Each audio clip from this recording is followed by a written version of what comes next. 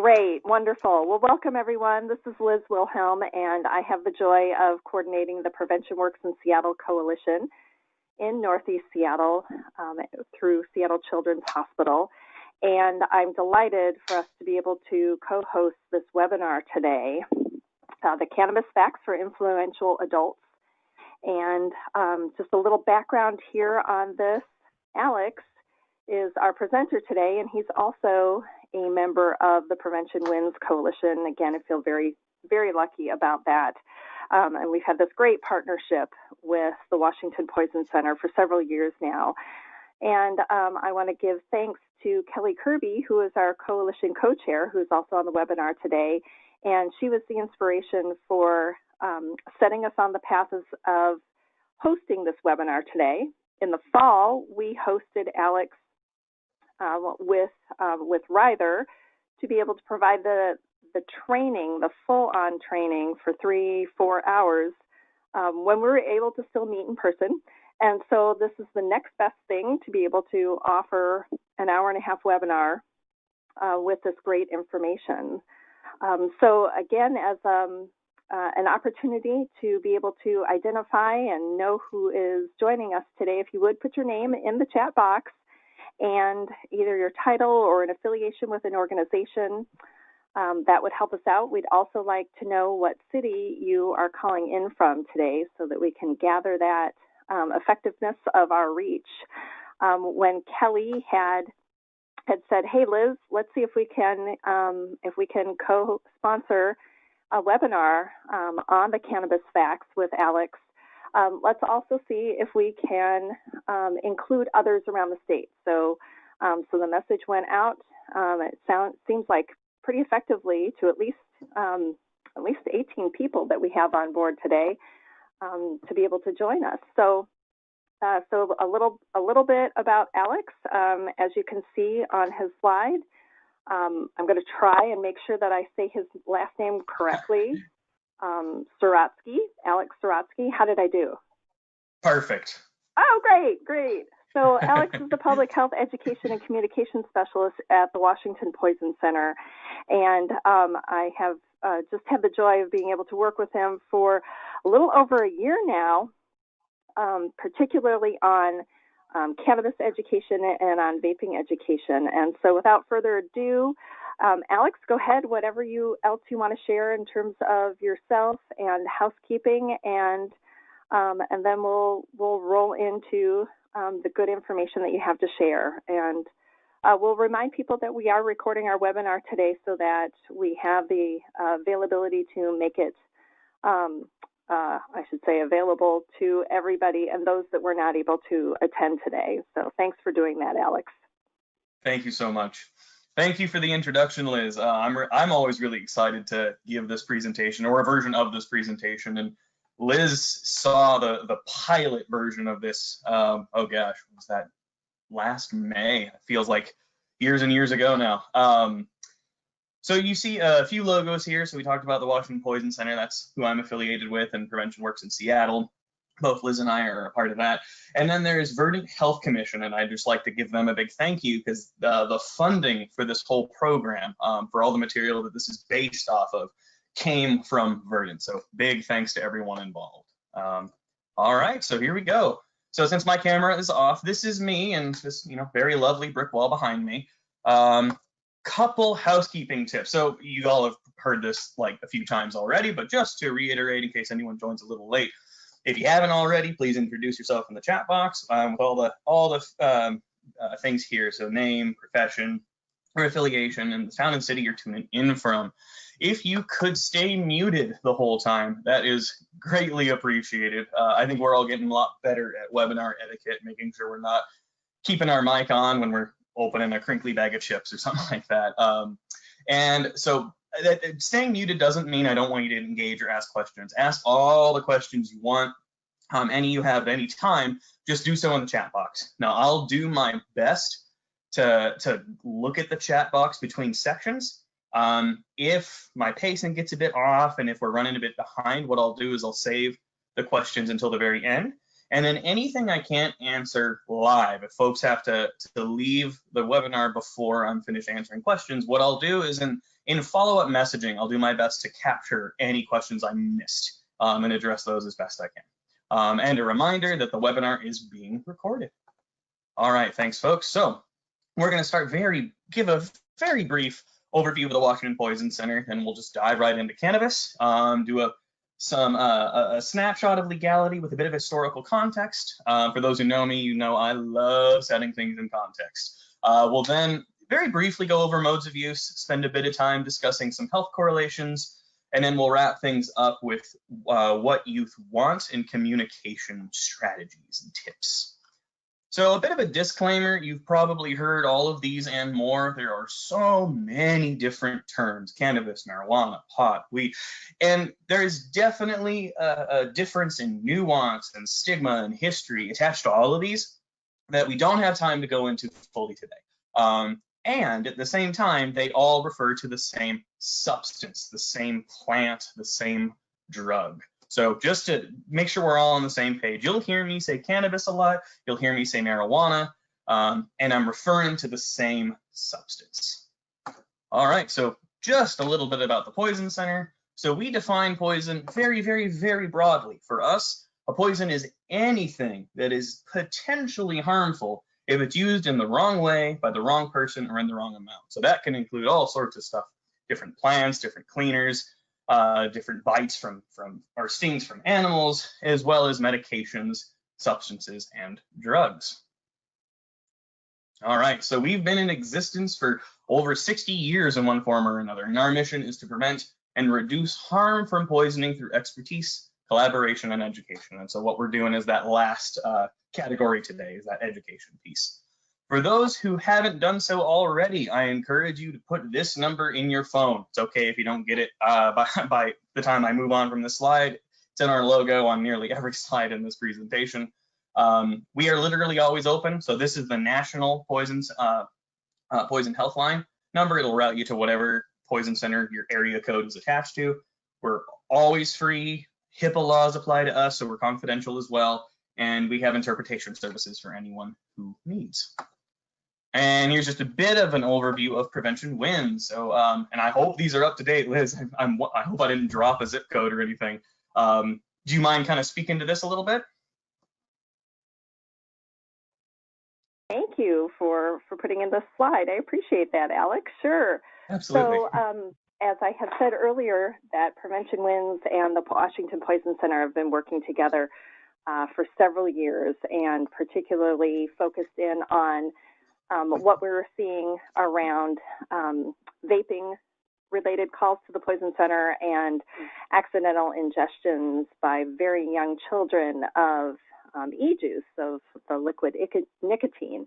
And so that's what really helped to build this great partnership between the Poison Center and Prevention Wins. And so many of you are familiar with Prevention Wins, but are also parts of other coalitions around the state. So we just wanted to give just a little bit of an overview of who Prevention Wins is, really truly serving Northeast Seattle, and some of our history there of a big focus on underage drinking, a large focus on prescription and over-the-counter drug issues in terms of locking up medications and disposing of medications.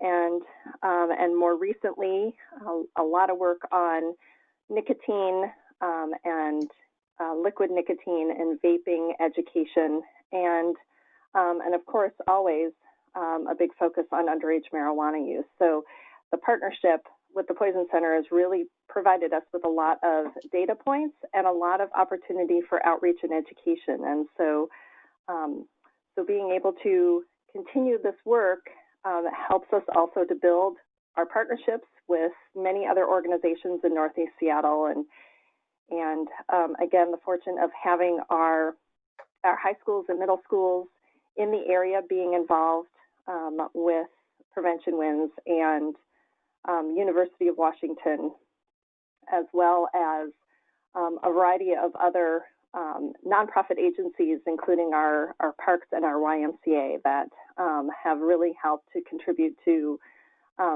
creating good opportunities to be able to share information around, particularly again around vaping, teen vaping and marijuana, teen marijuana and underage marijuana use. So thank you for that opportunity, Alex. And this is just once again another great way of spreading the information further than the boundaries of what our grant says in terms of the 3 zip codes, to say, hey, we know that substance use issues know no zip codes, and that being able to share the information statewide with our coalition partners and nurses, school nurses across the state has been really a real benefit for everybody. So thank you for adding in this piece, Alex. Absolutely, my pleasure. Thanks for speaking to that. All right, so without further ado, we're now going to dive into cannabis. Oh, and I'm just noticing now, Sherry, you joined us. For those who don't know, Sherry and I used to work together. So, so cool to see folks again in public health. Such a wonderfully small world of public health. All right, so enough of my own stuff. let's talk about cannabis. So, first and foremost, cannabis is a plant. The term cannabis sativa is sort of the scientific taxonomic name for this plant. Now, this one plant and the many versions of it can be used to produce a bunch of non-drug products. We tend to call this hemp. And this hemp can be used to create all sorts of stuff, rope and soap and textiles and all sorts of interesting things. And this same plant can also be used to create a huge complex category of drug products. Some of these drug products are not psychoactive or not mind-altering, non-intoxicating. Some of these drug products, and a lot of them, to be honest, really are psychoactive and intoxicating. So we'll tease this apart a bit as we go throughout. So the endocannabinoid system, this is the system that cannabinoids, these are little chemical compounds that we find in cannabis and in other areas.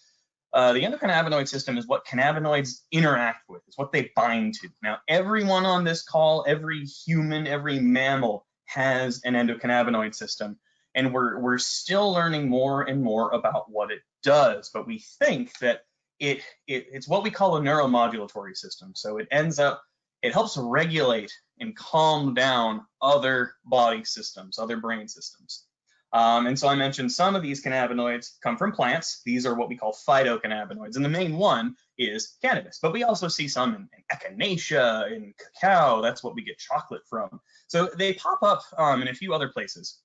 Now we also have this category called endocannabinoids, just like the system. These are cannabinoids that are in your body right now. They're doing their thing. They're produced naturally by the body. So because the discovery of this system is relatively recent, especially compared to other body systems, we're still learning more about it all the time. And to date, we've identified over 100 different types of cannabinoids. The last figure I heard was 111. Now, we think that by directly regulating and influencing neurotransmitters and chemicals in the brain and body, that the endocannabinoid system indirectly regulates a whole plethora of stuff, including stress and anxiety behaviors, how we learn, how we form and store and retain memory, our sense of reward and reinforcement, as well as many other functions. So these are the two main phytocannabinoids or plant cannabinoids we're going to discuss today. So, and I'm sure you guys have heard of these. This is THC, or delta-9 tetrahydrocannabinol. Say that 5 times fast. So this is the main psychoactive cannabinoid or component of cannabis. This is what's generally responsible for someone experiencing a physical high or intoxication. Now we have CBD, cannabidiol. I honestly don't know the proper way for that. I've heard it both ways. On its own, we don't believe that CBD is psychoactive. However, we do believe that it can interact with and alter the effects of other cannabinoids, such as THC. So why do we care about the endocannabinoid system? Well, for a lot of reasons, but one of the biggest is that it is incredibly active during adolescence because it does a lot of that neuromodulation. So it's telling all these systems to kind of calm down as it needs. a hallmark of adolescence is this massive amount of what we call synaptic refinement. So the brain is going through a huge development period throughout puberty, throughout adolescence. And the endocannabinoid system is very, very active. And so one of the concerns, one of just the very general concerns here, is what happens when you throw outside external cannabinoids into this really complicated system during this very complicated period, very crucial period. And so there's a concern that there could be long-term consequences for all those functions I mentioned that are connected to the endocannabinoid system. And we're still learning more about this. We will be learning more about this for a very, very long time, I think. One thing we do know is that the earlier someone initiates cannabis use in their life, the greater their risk of forming a dependence. Now, what do I mean when I say dependence? So very, very, very broadly, dependence occurs when the body or the brain starts to rely on something else, some outside external substance to maintain a normal function. So my kind of silly example with this is throughout this presentation already, I've been drinking coffee. I have been drinking coffee for about a decade now. And I have formed a physical dependence on coffee, or rather on caffeine. Oh, we're getting a little bit of feedback. Please make sure folks are muted. All right, I think it's ended now. So I started drinking coffee when I was an undergrad in college, and I started by only drinking, a cup here and there to help study. And by the end of my freshman year, I was drinking 2-3 cups a day just to make sure I was awake and could pay attention to study. Now that means that I started experiencing a tolerance. That means that I needed to have more and more of this outside substance, coffee in my case, or caffeine, to maintain normal function, so studying and learning. Now, with dependence, when you start reducing or quitting the intake of that external substance, this can lead to withdrawal symptoms, and there's a huge range of symptoms there. So my example for coffee, if I didn't drink any coffee this morning, I'd probably have a bit of a headache. I might be a little irritable. I'd be, kind of cranky about giving this webinar. Whereas with my coffee, I'm rather excited about giving this webinar.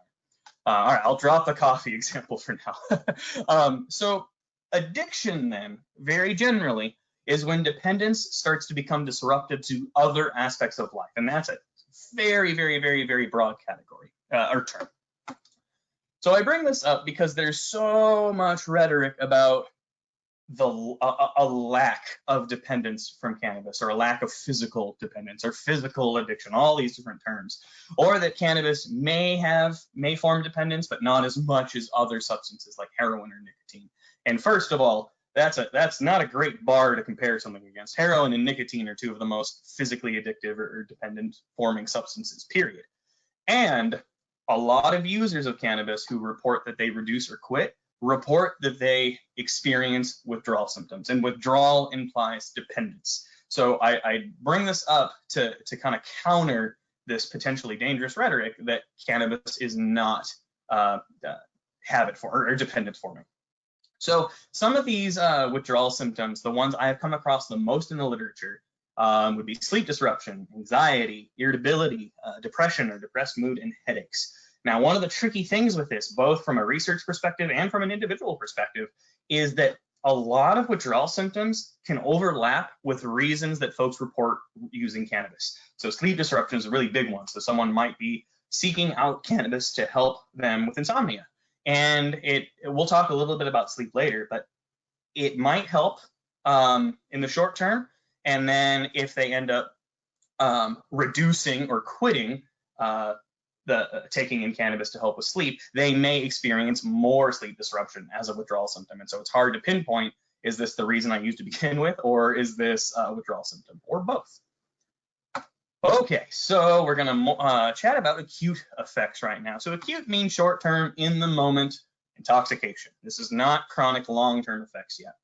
So this is how the Poison Center breaks down a lot of our calls. So we have this mild and moderate symptoms category. A lot of folks will report that they're really sleepy. They might report that they're feeling really good. That's euphoria there. For any neurotransmitter nerds out there, we think that that's connection between THC and dopamine release. And dopamine is really tied to our sense of reward and reinforcement. Loss of social inhibition, giddiness, and this kind of wide category of mood alterations. Now, we started to get more concerned at the Poison Center if folks are reporting dilated pupils, this decrease in tone, so this kind of floppiness in the muscles. And we actually have had a few calls about specifically little kids who had gotten into a concentrated product, a concentrated THC or cannabis product, and ended up in a coma. Now, these were temporary. All these youth were able to get out of this coma. But I feel like anytime coma is entering the game, we have reason to be concerned. Now, looking at kind of broader literature, I also have come across these other acute intoxication symptoms. So a lot of folks report impaired cognition, attention, concentration, so focus goes down, memory goes down. And so typically not a good idea, or generally not a good idea to use cannabis while trying to learn something, while trying to study. Coordination and motor function, which kind of equates to driving safely. And we have this odd phenomenon of impaired time estimation. So a lot of folks will report that when they use cannabis, it'll feel like hours and hours have gone by, but in reality, it's only been 15 minutes, half an hour, an hour. So it's kind of this warped sense of time.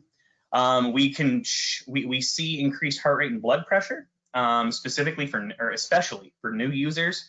This one's a little odd. We can see improved airflow. This seems to be the case more with new users, though, and we think it might have to do with the increased heart rate and blood pressure. That increased metabolism and circulation might indirectly improve airflow, but that improved airflow seems to reverse with long-term use. And then there's this big concern about a large intake triggering or leading to psychosis, and this is especially concerning within adolescents. Now, I mentioned driving a moment ago, and I like to bring attention to this one, that cannabis absolutely impairs folks' abilities to drive. It reduces coordination and motor function, same with reaction time and focus. Now, some mixed news with this. So, according to the Washington Traffic Safety Commission, there are fewer alcohol-only DUIs. That rate is decreasing over time, and that's good. What's concerning, though, is we're starting to see more and more polysubstance DUIs. So that means using more than one substance. And the most common combo we've seen is cannabis and alcohol.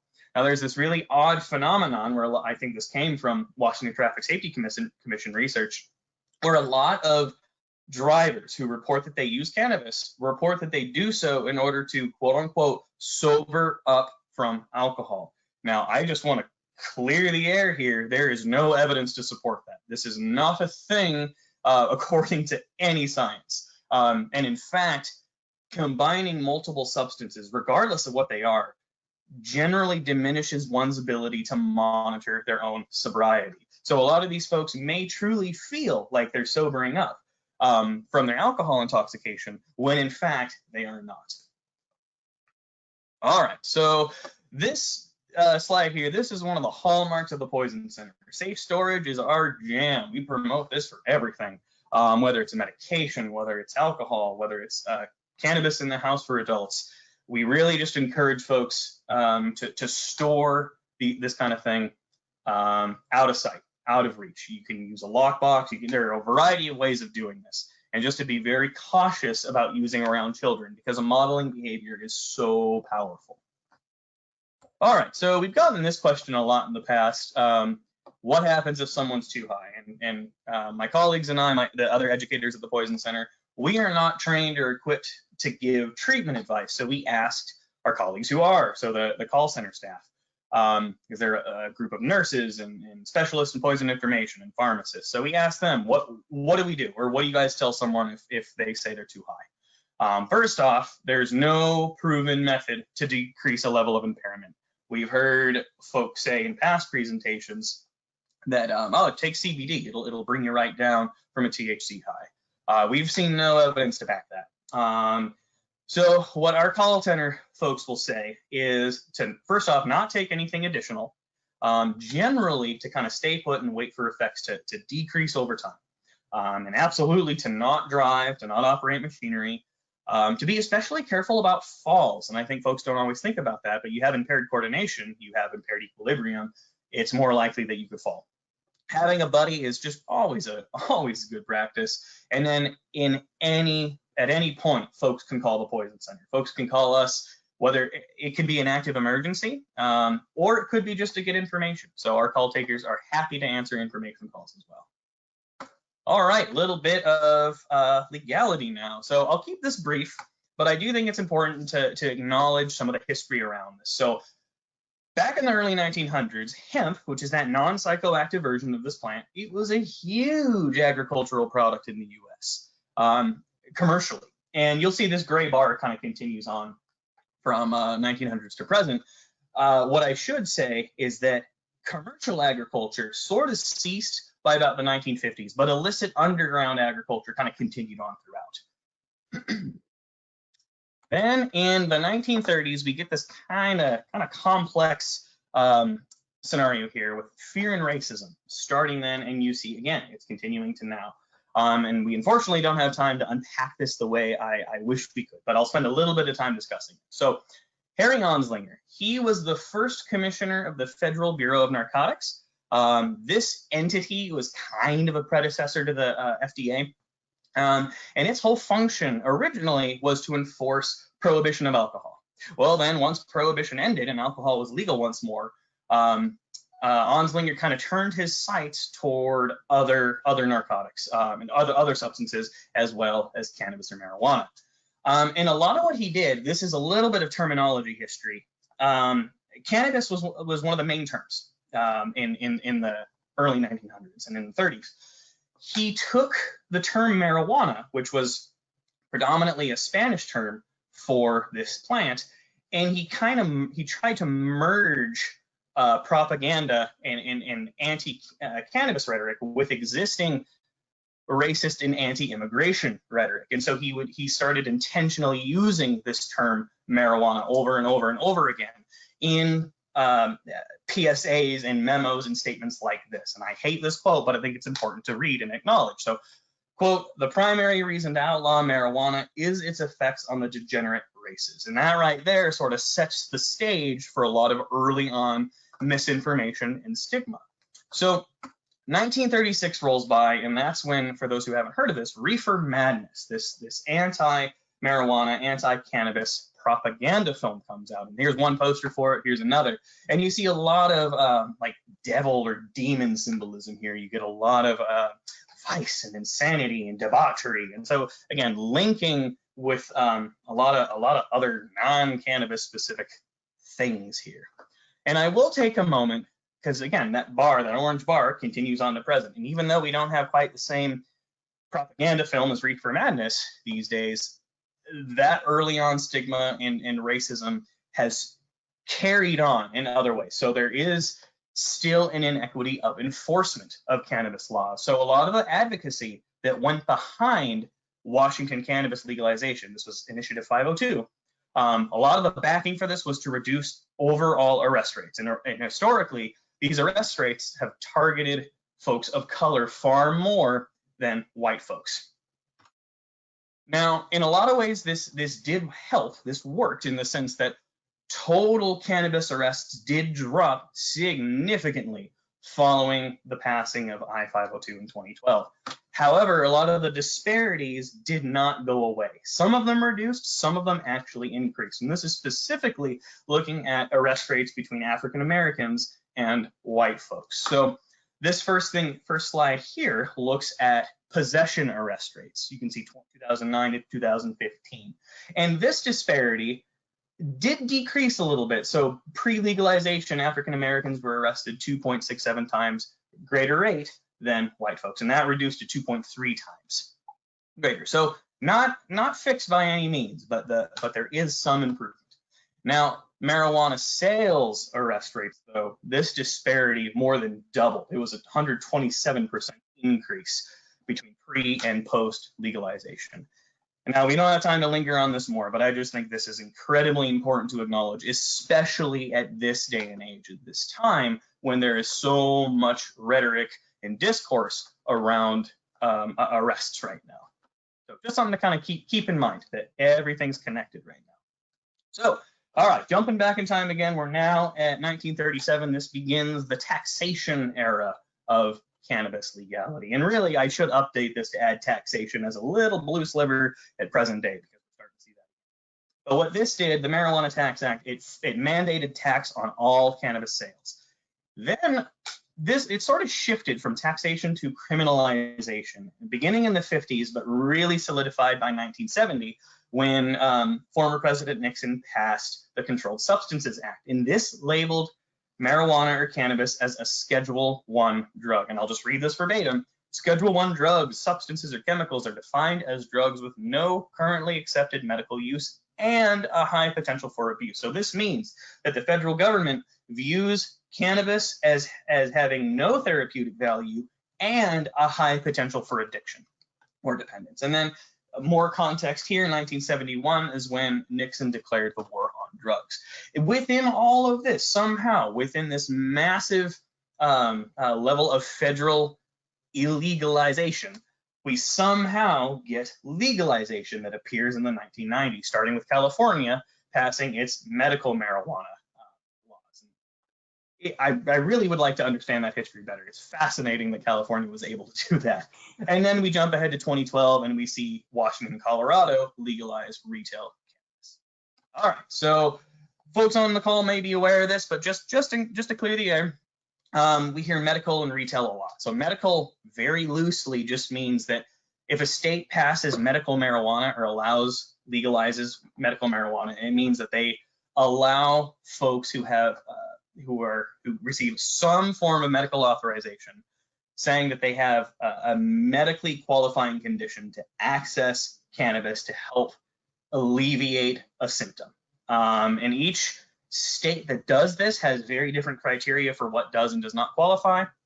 Worth checking out. The Washington Department of Health website has the list of conditions there.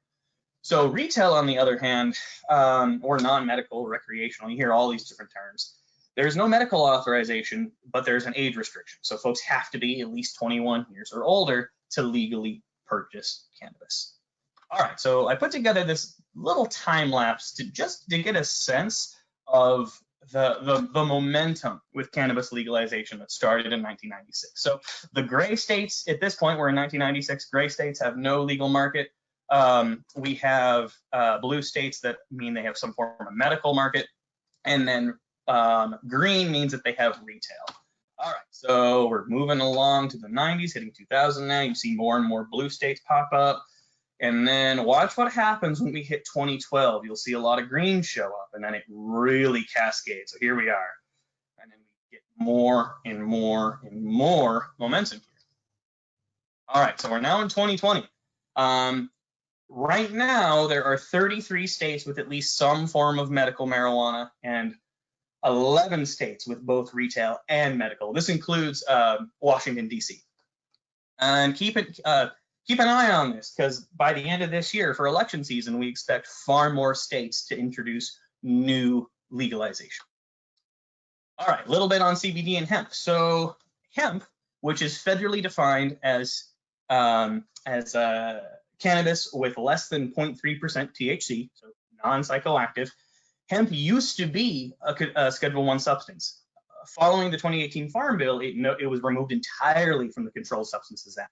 Now, what this means is that folks can legally extract CBD from hemp. This is why there was this seemingly overnight explosion of CBD products in the beginning of 2019. It's because, I'll speak a little bit more to that as we go on throughout. So, Washington retail system. I mentioned I-502 a little earlier. So with our current legality, folks can legally purchase, but only from licensed retailers, and they have to be 21 years or older to purchase, possess, and to use. It is still illegal to use in public, still illegal to drive into the influence. Folks cannot grow a cannabis plant at home unless they have the medical marijuana authorization. This one is kind of tricky. It is still illegal to take legally purchased cannabis to another state. So, for example, Oregon has retail and medical, similar to Washington. And it's illegal to take Oregon cannabis into Washington and vice versa. And it's also illegal to take or to use or take cannabis within Washington onto federal lands within Washington. So if someone visits Rainier National Park, they legally cannot bring their cannabis with them. All right, a little bit on federal repercussions. Even with state by state legalization, it is still a Schedule I substance. And so cannabis use or possession charges could lead to a whole bunch of stuff. So there could be potential job loss, especially with federal jobs. I didn't know this before putting all of this material together, but folks can make themselves ineligible for financial aid, for federal financial aid specifically, and so that can cut off access to higher education. It can also make folks ineligible to own firearms. In the background check, there's a question to answer yes or no that someone uses marijuana. If they say yes, they're going to be marked as ineligible. And this can also reduce access to federally subsidized housing. All right, hit me with any questions as you have them. I'm just going to keep going on. We're going to very briefly discuss some modes of use. So we're going to discuss smoking, their edibles and drinkables, vaping, very briefly mention dabbing, and then just acknowledge that there are these other methods that we're starting to see more and more. So first off, cannabis, because there are so many different types of cannabinoids, not all products have the same composition. So some products might claim that they just have CBD, some just THC, some a combination of the two, and then others that will highlight other cannabinoids, because again, there are over 100 of them, and we're just talking about these two. So not all cannabis products are the same. So smoking, it's exactly what it sounds like. It's just taking oh, someone just asked, will there be a recording? Yes, this is being recorded right now. So you got anyone who joined a little late, you can see the beginning. So smoking is heating up the plant material until it catches fire, then breathing the smoke into the lungs directly. There are a few ways of doing this that folks can use: pipes, joints, that's a slang for a marijuana cigarette, and then bongs. So just a little bit on smoking here. So a joint, this is the one at the top. This is just cannabis and rolling paper, just that plant material and rolling paper. A spliff, which is a lot more common in Europe by my understanding than it is in the US, combines tobacco with cannabis. And so that brings about dual exposure to nicotine as well as other cannabinoids. And we get a blunt. A blunt is taking cigar paper and rolling it around cannabis. And a lot of folks don't realize that the cigar paper is made from pressed tobacco leaf, which has at least a certain level of nicotine. So there's a dual exposure of nicotine and cannabinoids in spliffs and blunts.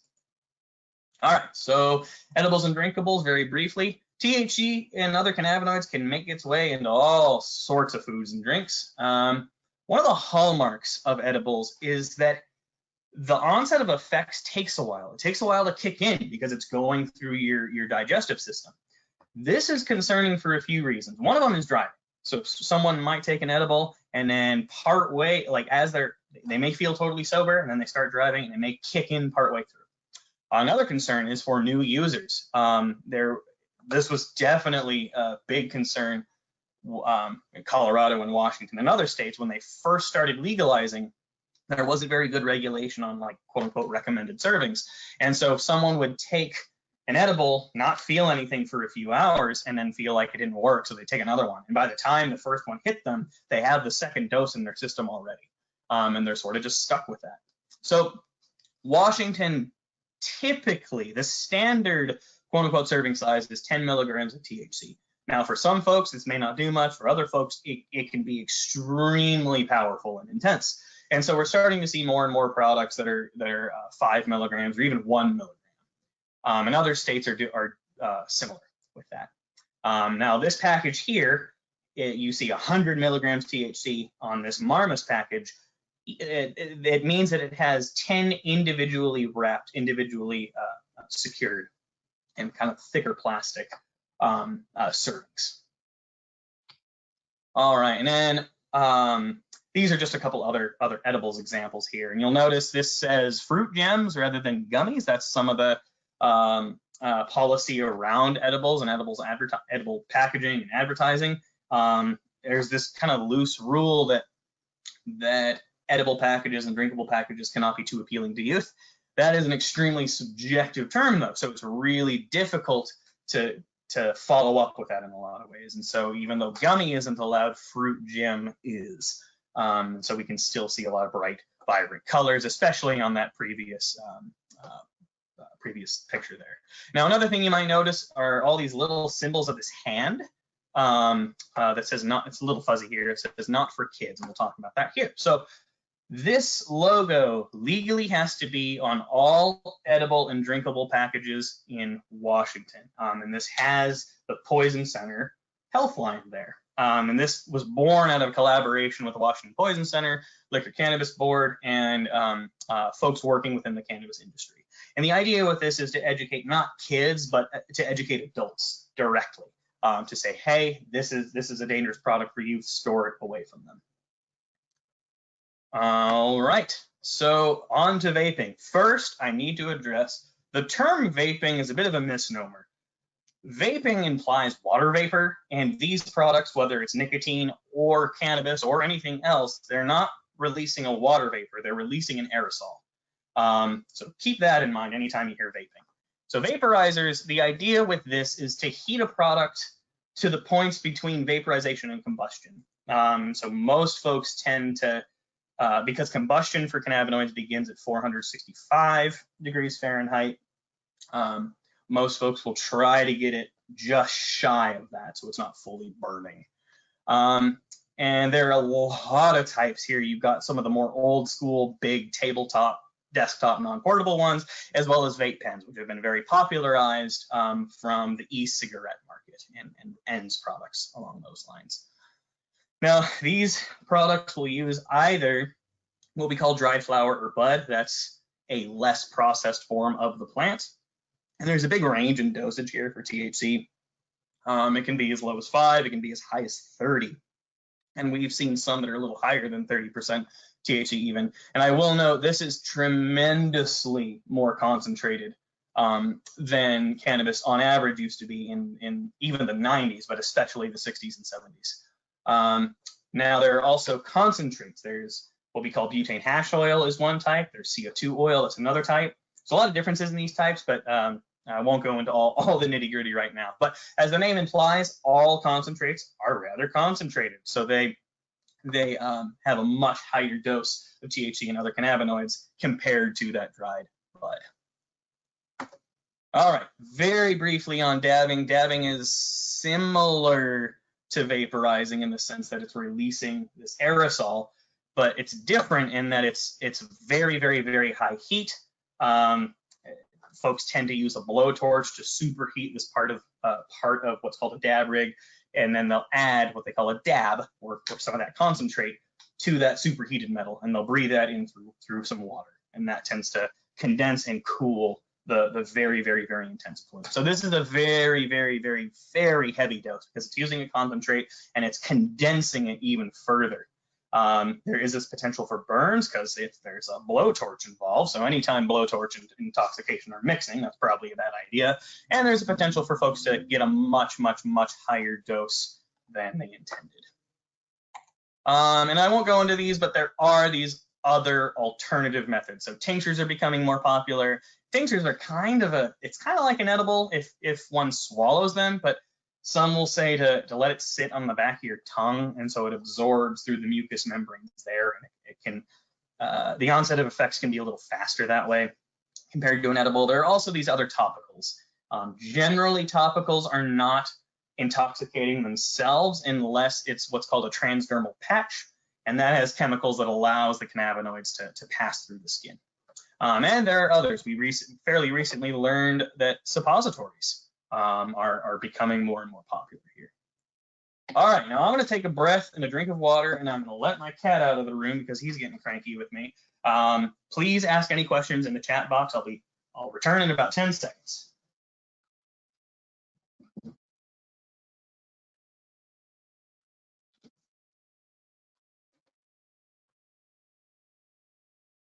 All right, I see a question here. What does 100 milligrams equate to? Good question. So it would kind of hard to answer, but that using the 10 milligram dose, that's about 10 doses. And so before, there were rules around individual packaging within a larger package. In and out of Washington, there were errors. Say it was a chocolate bar, and a whole chocolate bar had 100 milligrams.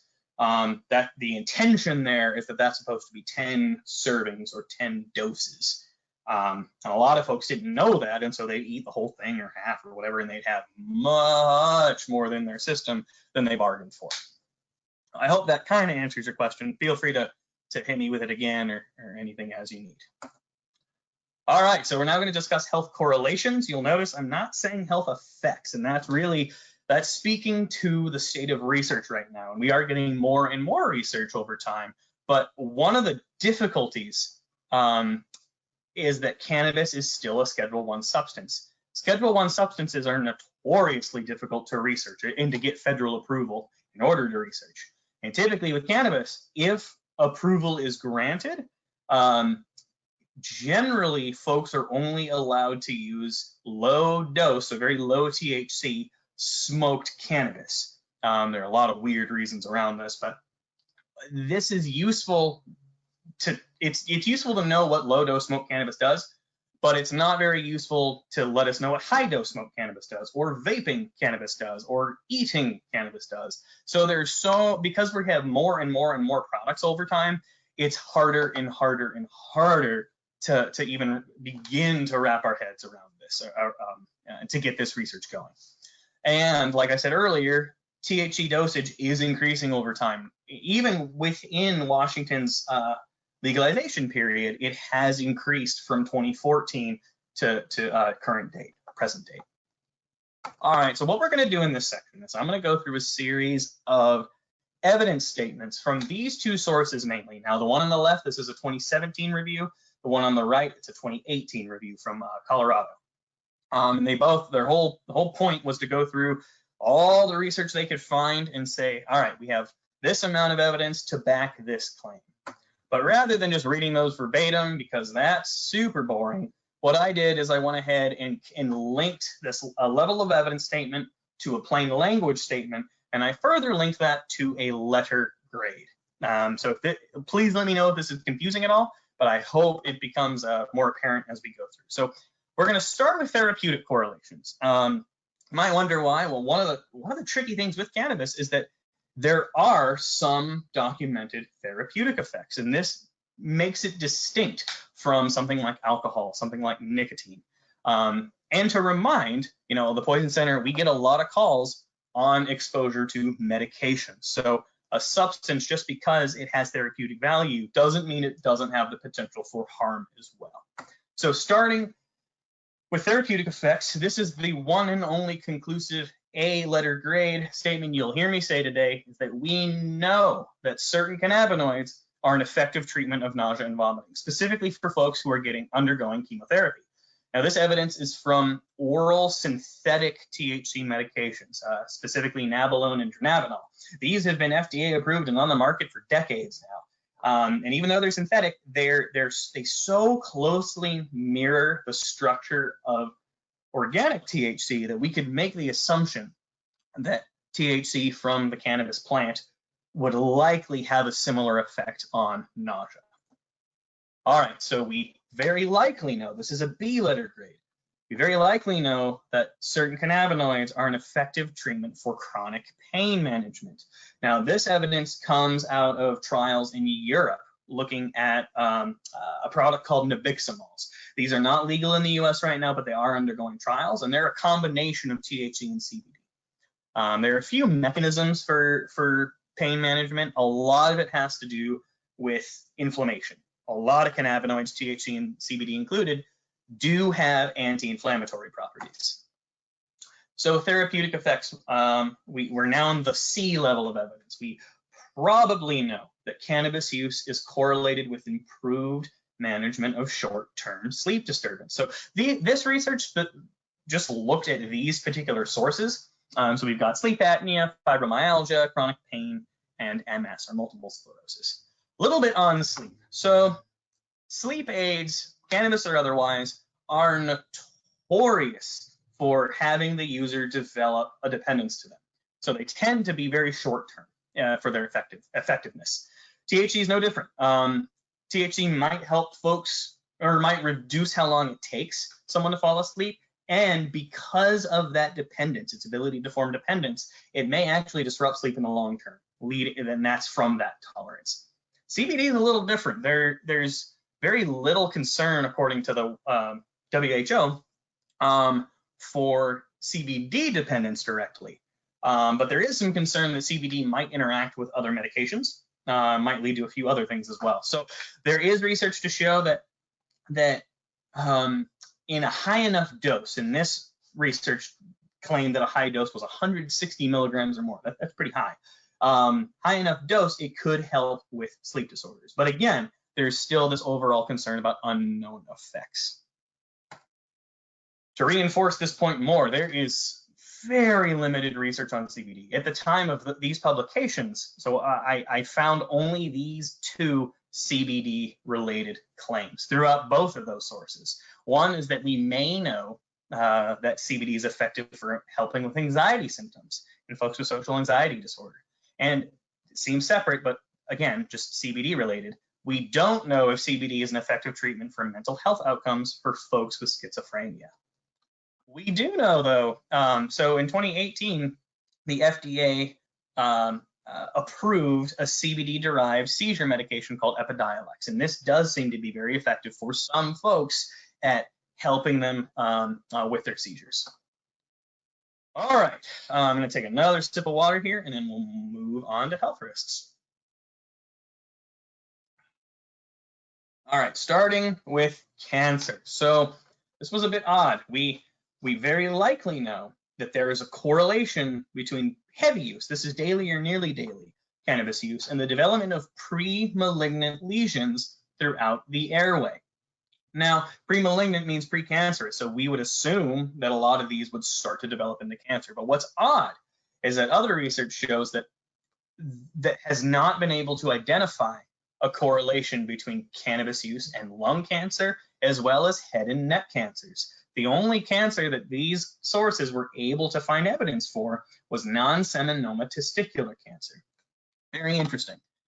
Just because we can't find cancer, a lung cancer link with cannabis, especially cannabis smoking, doesn't mean there aren't other respiratory concerns. So we very likely know that there's a correlation between smoking cannabis and overall worse respiratory symptoms. So that includes chronic cough, higher production of phlegm and sputum, what gross words, and higher levels of wheezing. We also can see more frequent chronic bronchitis, and this seems to be more linked to long-term cannabis smoking. The hope with this, though, the hope with this is that this seems to be reversible. So with folks reduce or quit, we seem to find overall better respiratory correlations.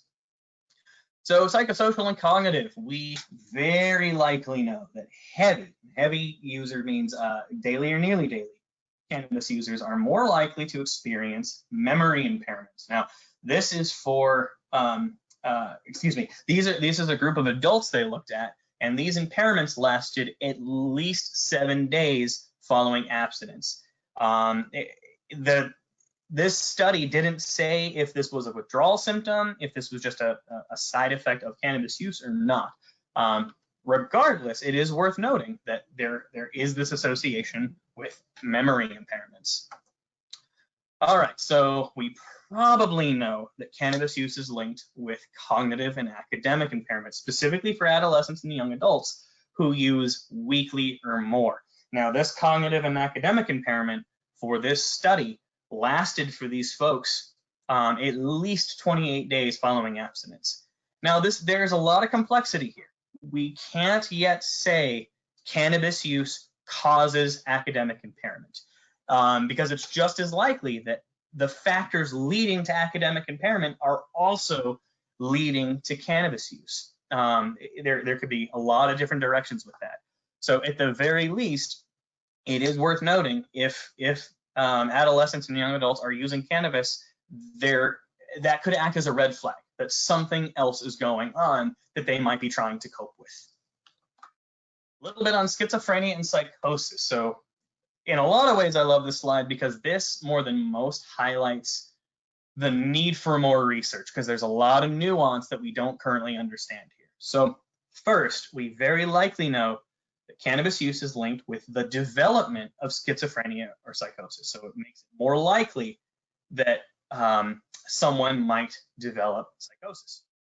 And this seems to be a dose-dependent response. So more use increases the risk of this. The theory behind this now, as I understand it, is that for folks who are predisposed or who are already at risk for developing psychosis, cannabis might act as a catalyst and bring those effects on sooner than it otherwise would.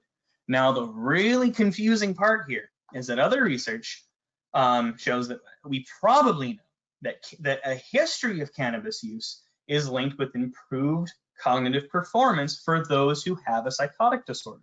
So for some folks, it might bring on psychosis sooner. And for some folks who have psychosis, it may act as a bit of a protective mechanism. So this, again, this is why I really hope we're able to get more research over time so that we can really pick this apart and understand the nuance at play here. All right, a little bit on anxiety. So we probably know that regular use, cannabis use, is linked with an increased incidence of social anxiety disorder. Same claim below, it's just a lower level of evidence for any anxiety disorder. Now, depression, we have a bit more evidence for. We probably know that there's a correlation between use and an increased risk for later developing a depressive disorder. But what we don't know is if cannabis use alters symptoms of depression for those who already have depression. Now, this is a very heartbreaking slide that there is, that we probably know that there is a correlation between cannabis use and suicidal ideation, suicide attempts, and suicide completion. And again, this seems to be dose dependent. More cannabis use correlates with a higher incidence of attempts and completion. And again, like I've said a few times, we can't necessarily say cannabis is causing this. It could be the factors leading to cannabis use are also factors that are increasing risk of suicide. We'll have other sources at the end of the slideshow as well as on the next few slides, but this is the National Suicide Prevention Lifeline here. I'll take a moment to speak to this. The Poison Center, we are always concerned about intentional use, whether it's suicide or not. And in 2019, 17% of all of our cases were intentional across all age groups. Same year, 11% of all cases were suspected suicide, again, across all age groups. And we've been very concerned that increased stress and isolation, which is definitely a byproduct of everything with COVID, especially staying at home a lot more. There's a concern that the increased level of stress and isolation could increase risk of anxiety, depression, substance use, and self-harm. So again, here's that National Suicide Prevention Lifeline. And then for immediate help for yourself or someone you're with following self-harm, just instantly call 911. Okay, so we're going to discuss pregnancy a little, very briefly. So we very likely know that maternal cannabis smoking is linked with a lower birth weight of the offspring. And then we may know, so this is a lower level of evidence, that cannabis use is linked with pregnancy complications for the birthing parent, as well as a higher rate of neonatal intensive care unit admission. What we don't know, though, we don't have the long-term data on this just yet, we don't know if maternal cannabis smoking links with later in life health outcomes for the offspring. We could make that assumption because of the lower birth weight, but we don't have the data to back it as of yet. All right, a little bit on the gateway hypothesis. So gateway hypothesis is this idea that using one substance will open the gateway to other substances.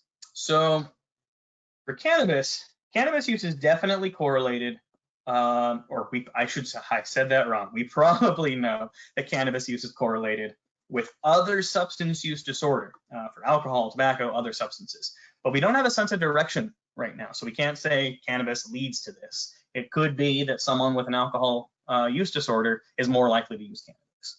What we do have some direction on, though, is cannabis and tobacco. So we have some evidence that suggests that cannabis might correlate with initiating tobacco use later. It's actually stronger in the other way. So someone using tobacco is more at risk for developing or for initiating cannabis use, I should say. All righty, we're actually making really good time here. So please hit me with any and all questions you have, but I will keep on going. So health risks with CBD. I mentioned earlier there's a concern for interaction. A lot of that concern is for liver injury. So the liver is this just very powerful filtration system. It's where our body breaks down toxicity from a lot of things.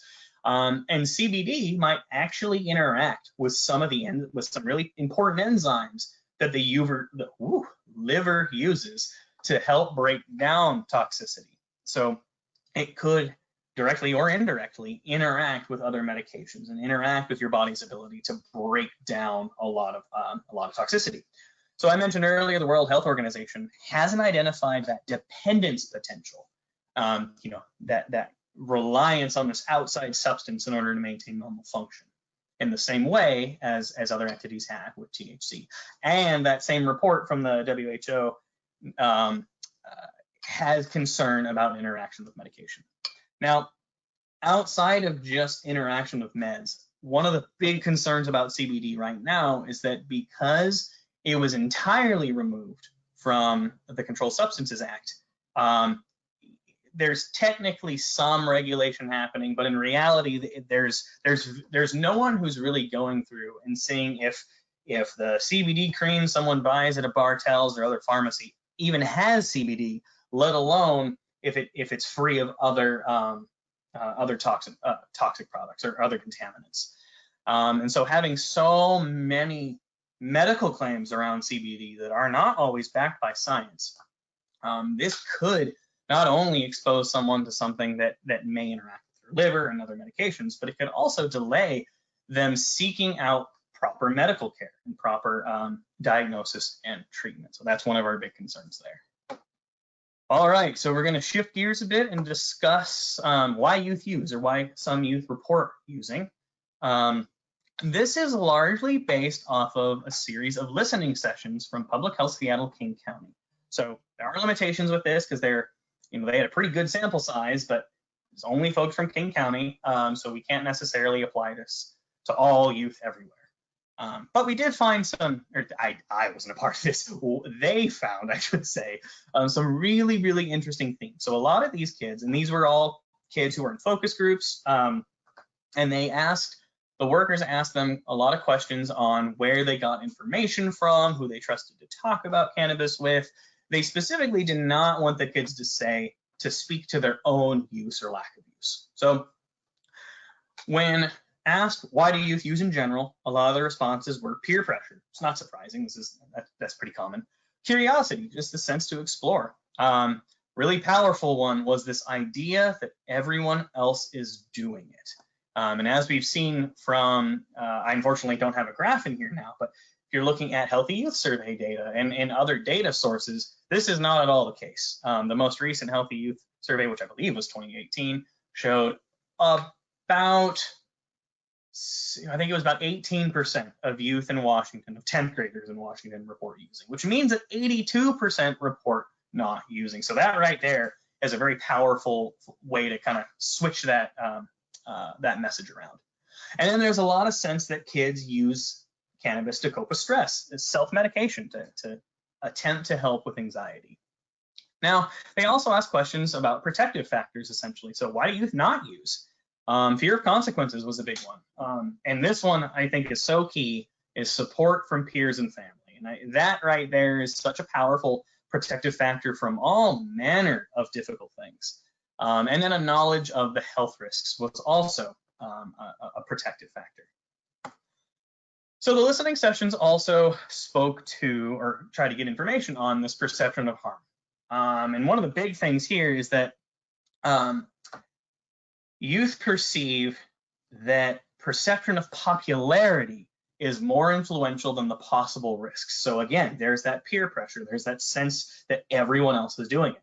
Now, there's also this sense, and this is for a lot of complicated reasons, legalization perhaps included, same with advertising, that cannabis use feels far more normalized compared to other substances. And there's this sense of, well, why would it be legal if it's bad for us, if it's harmful? There's also a belief in the medical benefits, and that further seems to separate perception of cannabis out from other substances. Now, a little bit on this idea of legalization means it's benign, right? I don't know if this billboard is still up. I saw a version of this around SeaTac when I was leaving the airport once, back last fall. But I think it's very, very telling. The caption, it's hard to read in the picture, but the caption horizontally says weed, cannabis, chill, it's legal, and then vertically says we can chill. And I think that right there really just sums up a lot of this of like, hey guys, relax, it's all legal, it's fine, don't worry about it. And it can reinforce that sense of this is an entirely therapeutic substance because of these medical benefits, not acknowledging the potential for harm there.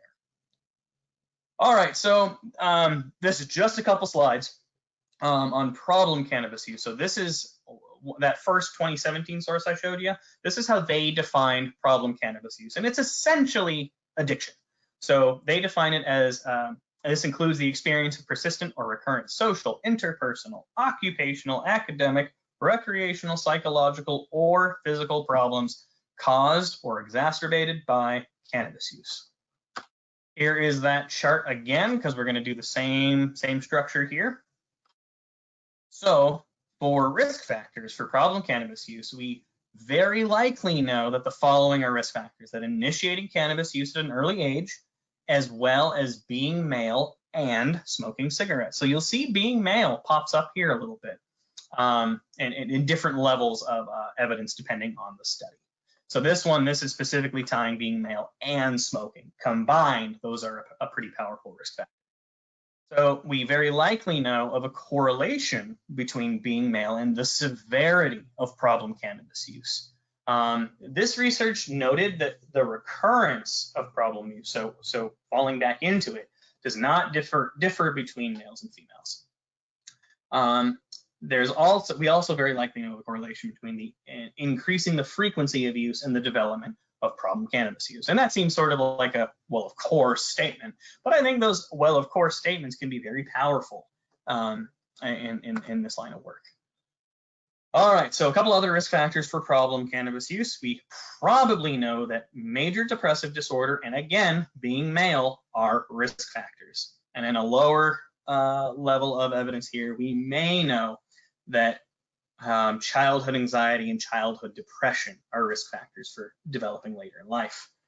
And then this column on the side, so we probably know that these are risk factors during adolescence. Excuse me, these more or less, like when I look at this list, I see ACEs. And I think that's very powerful, that ACEs are risk factors for so many things, including substance use disorders. Okay, so we're getting close to the end, folks. We've got about maybe 9 slides left, just so we're going to wrap up with some communication and then discuss a little bit on advocacy and resources. So more from those listening sessions from King County. So youth reported that they want, when getting information about cannabis, they want facts. They want unbiased, honest facts on the health effects, both short and long term. They want to know how cannabis works. What are the mechanisms of it? How is it interacting with your body? What parts of your body is it interacting with? And they want to know research about both risks and benefits. And they really, really, really do not like, at least according to this research, did not like exaggeration or shaming. So no scare tactics. That tends to sort of lock kids down. And this line was so powerful to me that youth are aware that most sources of info have some agenda, whether that's my agenda of increasing education and reducing youth use, or another agenda like that of the industry to sell a product. And they're a little distrustful of folks with that agenda. And so really what youth reported wanting is they don't want lectures. What they want to have, so maybe not doing what I'm doing right now to youth directly, but kids reported wanting to have just open and honest discussions with someone they trust, with an influential adult. So that brings it right back to the whole purpose of this presentation, is to educate influential adults. And having this sort of open dialogue, it builds trust, and it acknowledges that youth are making their own decisions. It acknowledges their agency. They also discuss the importance of keeping risk messaging relevant. And so the little example I came up with here was that discussing some of the respiratory concerns might be particularly appealing to a musician or to an athlete. And they also acknowledge the importance of placing messaging where youth engage, and they specifically listed social media and magazines. Social media makes sense. I admittedly was pretty surprised by that line on magazines. I didn't think kids read magazines much anymore, so that made me giggle a little bit. But all right, folks, we're at the end of the content section, and now I am going to send this slide deck out, and so all of these resources and points of advocacy, they should be hyperlinked. So you can do a little bit of source hunting there if you wish. Here's a list of just a few coalitions. There are so many coalitions. I'm sure I'm leaving tons and tons and tons out. But worth checking out what all these folks are up to. And a lot of them are just open access, so folks are welcome to join. And in a lot of ways, one of the odd benefits of everything happening around COVID is we're able to do what we're doing now. We're able to engage remotely in ways we hadn't been before. And I know, because I'm a part of a lot of these coalitions, we're continuing our work remotely. So please, especially for Prevention Wins, Liz and I are both a part of it. Reach out if you're curious about engaging with us. There are campaigns that are worth checking out as well, targeting different audiences, and a lot of them are run by the Department of Health, Washington Healthy Youth Coalition, and a few others. They're really, really, really excellent ones in here. And there are tons of ways to get involved, regardless of what your stance is with a lot of this. Folks can engage with policymakers. I think one of the most accessible ways to engage specifically with cannabis policy right now is engaging with the Liquor and Cannabis Board. The LCB, they get a lot of feedback from a lot of folks, but that tends to be loudest from the industry. And so it can be very helpful to have non-industry folks kind of weigh in. And then for folks who haven't, I really recommend, especially doing it in a safe, socially distant way, checking out a cannabis retail store. Take a field trip there. Same with a smoke shop. So we put together these little, what we call cannabis education kits, so full of different devices, and no actual cannabis. Funders would not like that. But we as a way to demonstrate how some of these products work and to educate folks on that. And most of our products we are able to purchase from a smoke shop directly. So it can be very, very illuminating to go to these different shops and just ask questions of the workers, see what they say. Once again, here is the Poison Center number here. And then I will leave it on this slide. This is my work email, so please, please, please ask any and all questions you have that we don't get to by the end of today. So that would be 11:30 or so when we're officially logging off, if folks have questions to keep us going that long. And also, I should have said this at the beginning. This program, this document and training and the other trainings along with it, we see them as sort of a living documents, as living trainings. They're always updating. The nature of cannabis research is always evolving. So I recognize I can't be aware of all research all the time. So if folks have research or publications or other sources that you think I benefit from reading to include in here, please send them my way. I'm always up for learning more and tinkering with this thing as we go.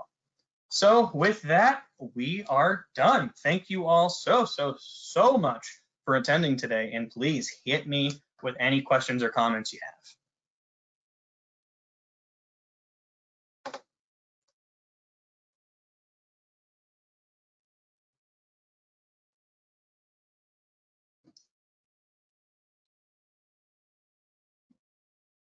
And if anyone also needs some clarification on any part of the slide deck, we've got about 10 minutes or so. I can jump back to an earlier section. I want to say thank you, Alex. This is Liz Wilhelm. Thank you so much for providing this excellent webinar and all this great information. And I really appreciate the way that you have classified, sort of assessed and analyzed the evidence that we have about cannabis and marijuana health effects and impacts. I found that really very useful information and really easy to understand so that I could apply it right away. So thank you for doing that.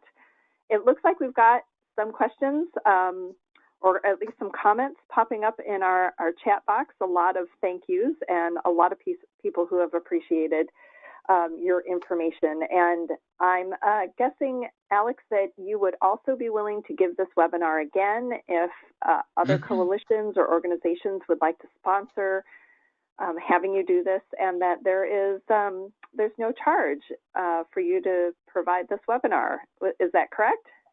Absolutely. Yep. So we are no charge at all for Poison Center information, for Poison Center presentations. I'm absolutely willing to give this training again to anyone interested. I can give a modified version of this training.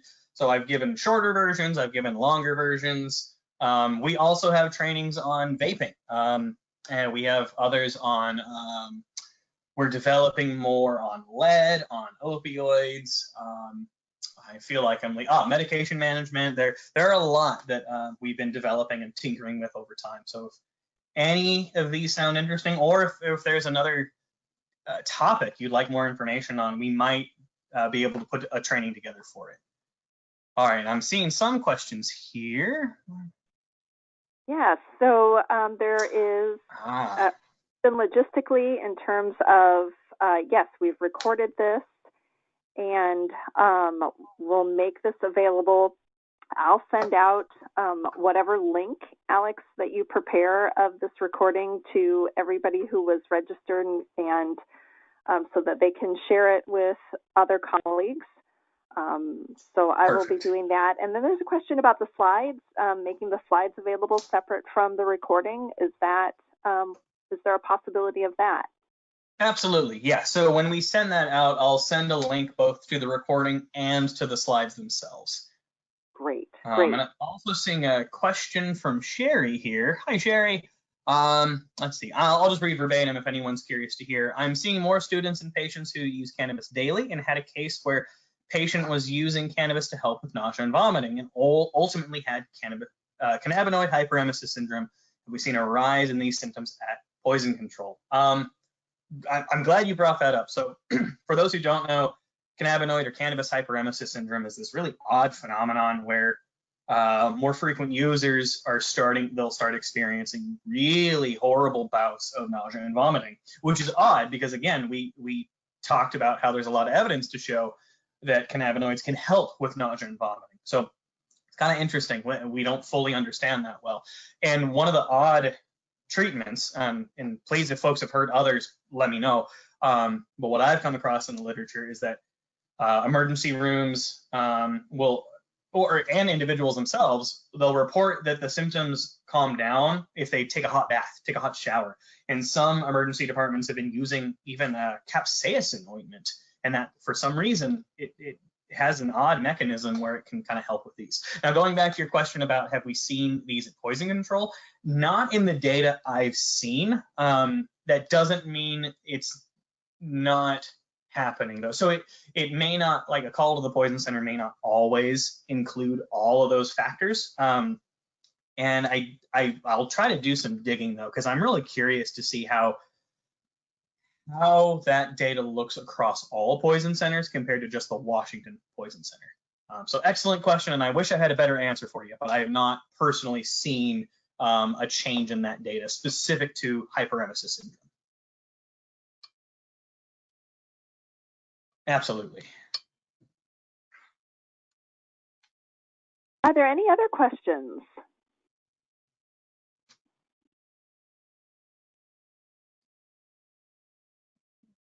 Looks like there's a lot of appreciation, Alex, for your presentation. Yay, that makes me happy. Great. I always like it. I love doing this slide deck and its variants.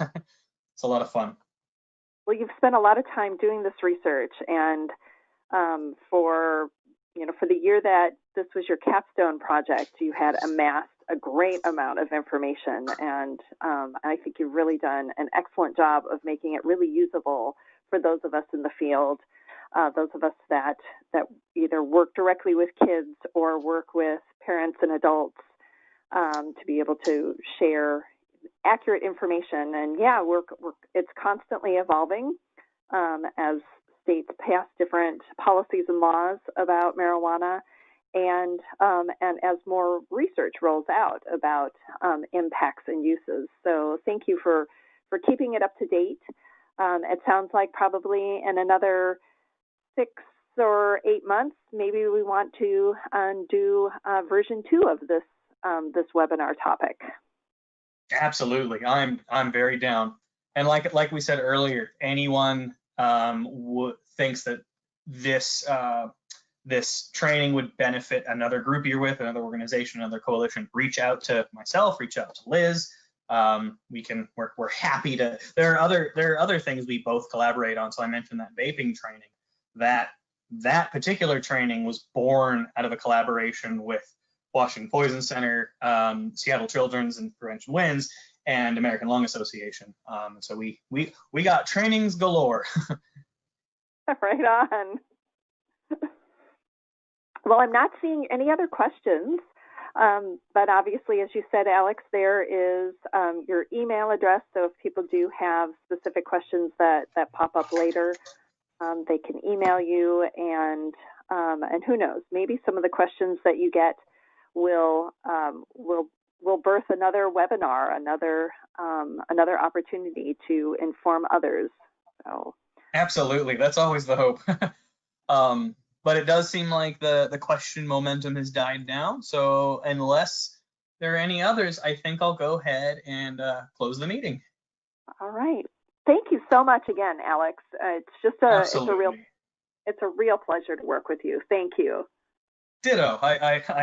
Yeah, Liz and I, for those who don't know, Liz and I work together in a variety of ways, and so it's always a pleasure when we get to cross paths again. Thank you. Well, everybody, enjoy the rest of your day, and we'll look forward to when we all connect again in some other platform, some other topic. So take care, everyone. Have a good one, everyone. You too. Bye-bye. Bye.